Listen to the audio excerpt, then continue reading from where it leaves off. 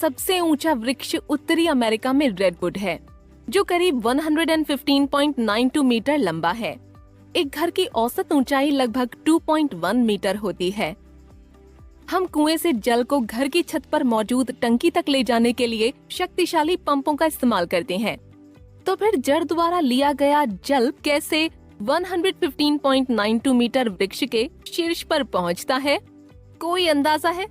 क्या ये कोई जादू है? बिल्कुल नहीं, ये कोई जादू नहीं है।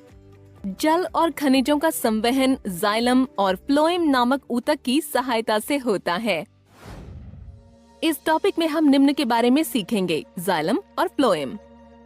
जाइलम ये जटिल पादप ऊतक जल और विलेय खनिज लवणों के संवहन से संबंधित है।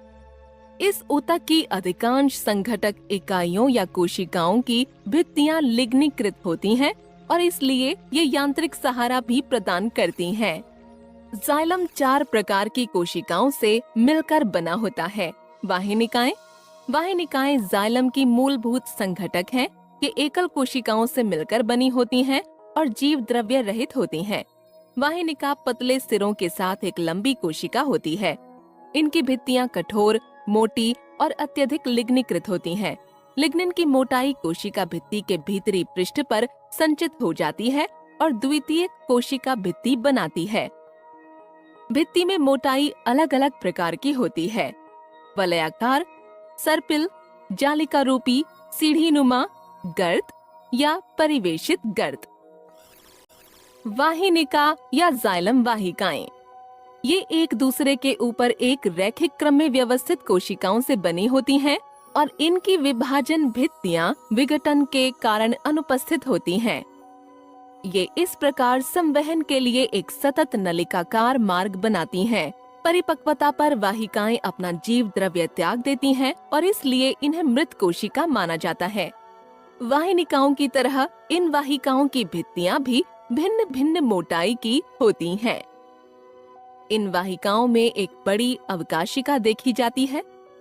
लिग्निन के मोटे होने के कारण वाहिनिका भी यांत्रिक सहारा और कठोरता प्रदान करती है। जाइलम मृदूतक। जाइलम से जुड़ी जीवित मृदूतक कोशिकाएं जाइलम मृदूतक कहलाती हैं। प्राथमिक जाइलम से जुड़ी कोशिकाएं पतली भित्ति वाली होती हैं। भित्तियां सेलुलोज की बनी होती हैं।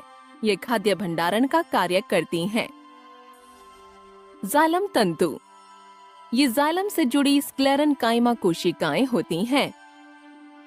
इनकी भित्तियां अधिक मोटी होती हैं और इसलिए ये संकरीय अवकाशिका के साथ वाहिनिका से छोटी होती हैं।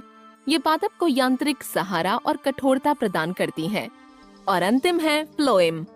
ये एक विशिष्ट जटिल ऊतक है जो कार्बनिक खाद्य पदार्थ के स्थानांतरण से संबंधित होता है।